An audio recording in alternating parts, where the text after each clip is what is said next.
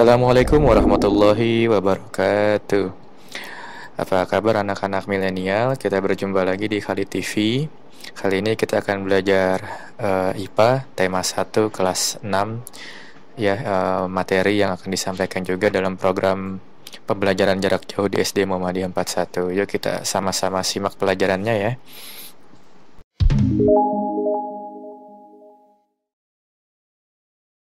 Oke, yang pertama kalau perkembangbiakan tumbuhan dan hewan, yang pertama kita bahas adalah perkembangbiakan pada tumbuhan. Perkembangbiakan pada tumbuhan ini ada dua cara. Yang pertama adalah generatif atau secara kawin, yang kedua adalah secara vegetatif ya. Kita bahas dulu yang secara generatif. Biasanya diawali dengan bagian bunga. Bunga itu punya dua bagian atau dua jenis kelamin. Biasanya pada bunga ya. Untuk bunga punya dua jenis kelamin. Untuk yang jantannya itu namanya benang sari, untuk yang betinanya namanya putik. Nah, untuk bagian-bagian bunganya kita lihat gambarnya umumnya seperti ini. Gambar bunganya. Bagian pertama yang paling atas itu adalah kepala putik, ini nanti tempat jatuhnya benang sari. Kemudian tangkai putik, ada kepala sari, ada tangkai sarinya, ada bakal biji, bakal buah, dasar bunga, tangkai bunga, ada kelopak, kemudian ada mahkota. Dan yang perlu diingat adalah bunga yang sempurna itu punya 4 bagian. Mahkota, kelopak, benang sari, dan putik. Kalau sudah ada 4 bagian ini artinya bunga itu bisa bereproduksi sendiri. Kalau enggak ya berarti nanti butuh bantuan dari yang lain. Nanti kita bahas di yang slide selanjutnya. Sekarang kita lanjut. Ini proses perkembangbiakan secara generatif. Yang pertama diawali dengan penyerbukan. Penyerbukan itu jatuhnya serbuk sari di kepala putik. Nah, jadi yang benang sari ini nanti jatuhnya di kepala putik yang di sini. Nanti dia masuk jatuh ke dalam seperti ini kan. Proses selanjutnya itu dinamakan pembuahan atau fertilisasi. Jadi bertemunya sel telur dengan serbuk sari adanya di dalamnya. Kemudian nanti berubah, biji dan buah berkembang nanti di bagian bakal bijinya. Terus nanti tumbuh menjadi kecambah sampai tumbuhan muda sampai nanti jadi tumbuhan baru. Ini proses berkembangbiakannya pada tumbuhan. Kemudian selanjutnya adalah jenis-jenis penyerbukan. Nah, ini yang paling sering keluar ya soal di ujian nih selalu sering keluar seperti ini. Salah satunya pasti keluar. Yang pertama adalah penyerbukan sendiri. Ya, penyerbukan sendiri ini benang sarinya jatuh di kepala putik bunga itu sendiri atau bunga itu juga ya. Penyerbukan tetangga dalam satu pohon ya, ini dalam satu pohon beda bunga. Ya, bunganya beda. Satu pohon satu tangkai ini ya, batangnya kelihatan ya. Satu batang ada dua bunga. Serbuk sarinya jatuh di tanaman yang sebelahnya. Ini namanya penyerbukan tetangga.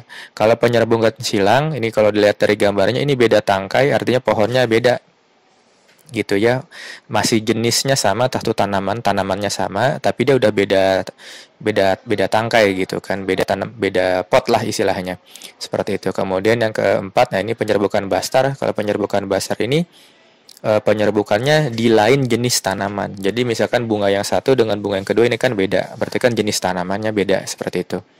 Kalau penjelasan lebih detailnya, ini yang pertama penyerbukan sendiri jatuh kepala putik pada bunga itu sendiri. Kemudian penyerbukan tetangga, kepala putik pada bunga lain, tapi bunga itu masih terletak pada tumbuhan itu sendiri.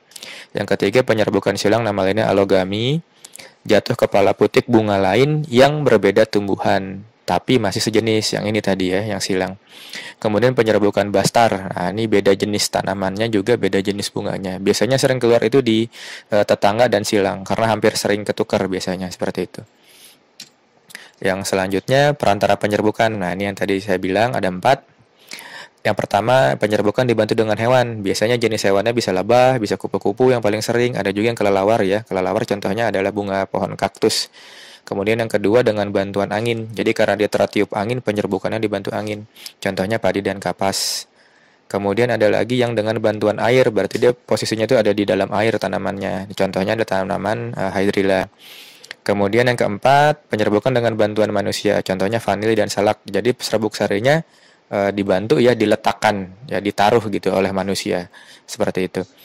Kemudian yang selanjutnya adalah vegetatif, perkembangbiakan tumbuhan secara vegetatif atau tanpa perkawinan. Vegetatif dibagi menjadi 2, yaitu vegetatif alami dan vegetatif buatan. Kita bahas dulu yang vegetatif alami, ini juga sering keluar di soal ujian, ada 8 ya vegetatif alami, tapi biasanya yang keluar soalnya cuma 1 atau 2 nomor seperti itu. Yang pertama adalah spora. Nah, kalau yang bisa lihat, spora ini ada titik-titiknya. Biasanya itu tanaman-tanaman yang kecil ya, seperti tumbuhan paku. Jenis tumbuhan paku kan ada banyak ya, biasanya ada di hutan hujan tropis tumbuhan paku. Kemudian jamur, kemudian lumut. Nah, ini contoh tumbuhan spora. Kemudian yang kedua ada tunas. Bagian tunas seperti ini ya, ini yang digambar ini adalah contoh pohon pisang. Ya, biasanya yang paling umum tunas itu adalah gambarnya pohon pisang. Kemudian yang berikutnya akar tinggal. Nah, ini akar tinggal bagiannya ya, ini gambarnya. Contohnya itu pohonnya jahe, kunyit, lengkuas, temulawak. Nah, itu semua tanaman-tanaman obat biasanya yang ada di dalam akar ya, namanya akar tinggal. Akar tinggal nama lainnya rizoma. Kemudian yang kedua adalah umbi batang. Jadi batangnya yang menggembung dan tumbuh di dalam tanah. Jadi bukan batang menggembungnya di atas tanah, tapi di dalam tanah gitu. Tapi nggak terlalu ke bawah banget ya. Contohnya ubi yang paling umum. Biasanya yang paling sering keluar itu adalah ubi ya. Kemudian yang selanjutnya umbi lapis. Disebut umbi lapis karena kalau dikupas bagiannya berlapis-lapis. Posisinya tetap ada di bawah tanah. Ya, sama dengan umbi. Pokoknya jenis umbi-umbi itu semuanya ada di bawah tanah tanamannya. Yang ke atas cuma daun sama batangnya kecil aja. Contoh di sini ada bawang merah, ada bawang putih, nanti ada bunga bakung juga seperti itu. Yang paling sering sih bawang biasanya contohnya. Kemudian yang selanjutnya adalah umbi akar. Nah, umbi akar ini masih jenis umbi-umbian yang sama dengan yang tadi, cuma kalau umbi akar sampai akarnya yang menggembung. Kalau tadi umbi batang kan bagian batang umbinya yang menggembung. Kalau ini adalah akarnya. Jadi akarnya menyimpan cadangan makanan. Yang paling umum contohnya adalah singkong dan wortel. Yang paling umum sih singkong dan wortel. Yang paling sering keluar di soal itu tanaman singkong biasanya. Kemudian ada tunas adventif. Tunas adventif itu maksudnya tunasnya tidak ada di bawah, tidak ada di bijinya, tidak ada di bakal biji, tapi tunasnya itu bisa tumbuh di daun atau bisa tumbuh di batangnya. Contoh tanamannya itu sukun dan cocor bebek, ini yang paling sering keluar. Kemudian yang ke-8 geragih. Nah, ini geragih ini tanamannya merambat seperti itu ya, merambat ada di dasar tanah gitu kan, di atas tanah tapi dia posisinya ada di bawah. Nama lain geragih itu stolon gitu. Nah, jadi ini jenis kalau ditanya tanaman geragih biasanya sih dia batangnya itu menjalar gitu, nyambung semuanya batangnya. Contohnya adalah rumput teki dan arbei seperti ini. Kemudian yang perkembangbiakan vegetatif alami. Kemudian selanjutnya adalah vegetatif buatan. Yang paling umum ya, ada 5 nih dia vegetatif buatan. Yang pertama adalah mencangkok, ini paling sering keluar. Jadi tahapannya itu salah satu batangnya yang subur itu dikerat ya, dikerat atau dikupas tahapannya.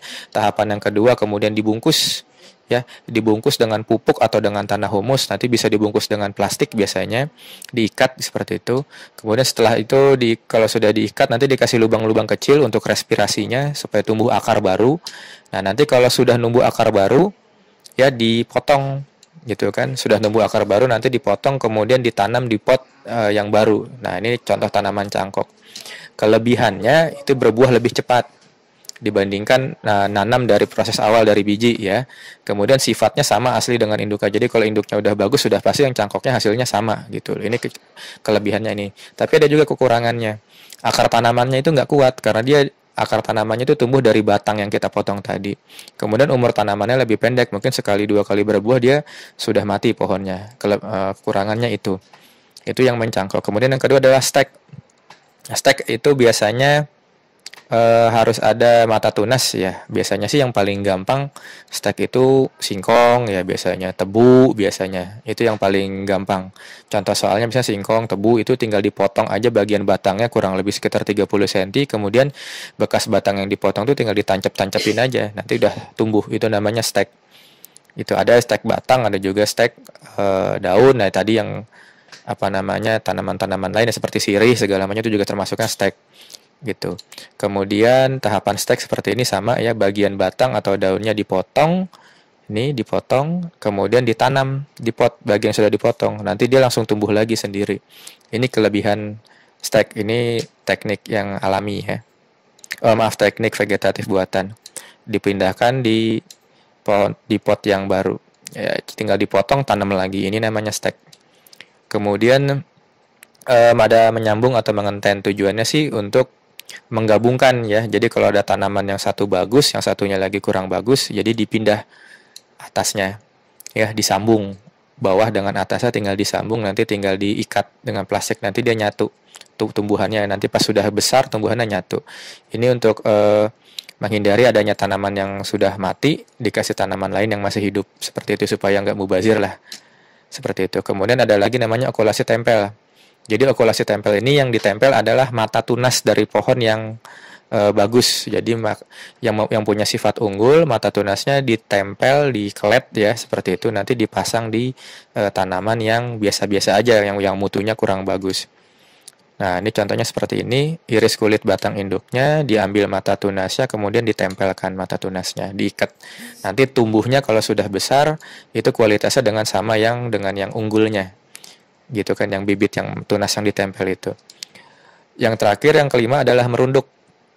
Ya, ini merunduk atau membenamkan bagian batang. Jadi bagian batang ini tanaman, ini kan nyambung ya kayak sama strawberry.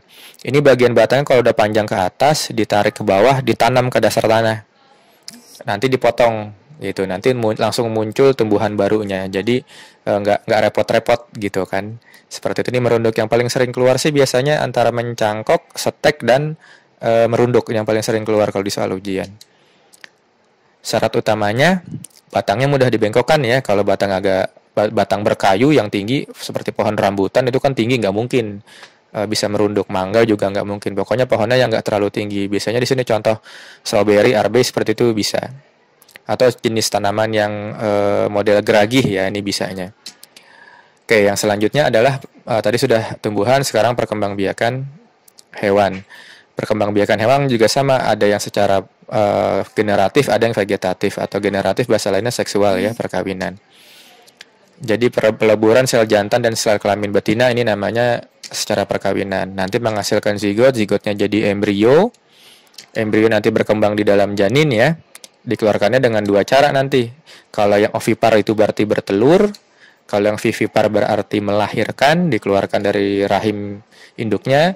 Yang ketiga adalah ovovivipar, jadi bertelur dan melahirkan. Ya, seperti apa prosesnya? Yuk kita simak selanjutnya. Yang pertama adalah bertelur. Zigot hewan ovipar akan tumbuh dan berkembang di dalam tubuh hewan betina hingga dibungkus oleh cangkang keras. Nah, nanti kalau sudah jadi embrio, embrionya itu dikeluarkan dalam bentuk telur. Ini disebut ovipar. Contohnya banyak ya, seperti ayam, itik, angsa, bebek, jenis-jenis unggas ya biasanya kalau yang bertelur seperti ini. Reptil yang bertelur juga ada seperti buaya, ular, dan lain-lain seperti itu.